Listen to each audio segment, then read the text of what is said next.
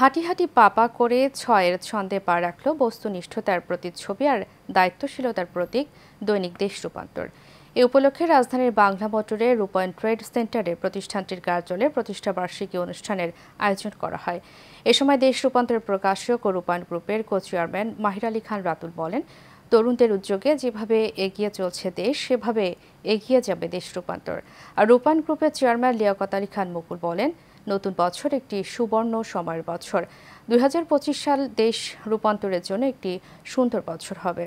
বিস্তারিত নূর মোহাম্মদ ভুইয়া রিপোর্টে।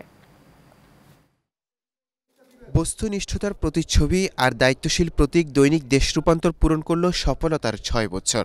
ছয়ের ছন্দ উপলক্ষে রাজধানীর বাংলা মোটর রূপায়ণ ট্রেড সেন্টারে কেক কেটে দিনটির বর্ষপূর্তি উদযাপন করেন প্রতিষ্ঠান সংশ্লিষ্টরা। অনুষ্ঠানে উপস্থিত ছিলেন উদ্যোক্তা ও রূপায়ণ গ্রুপ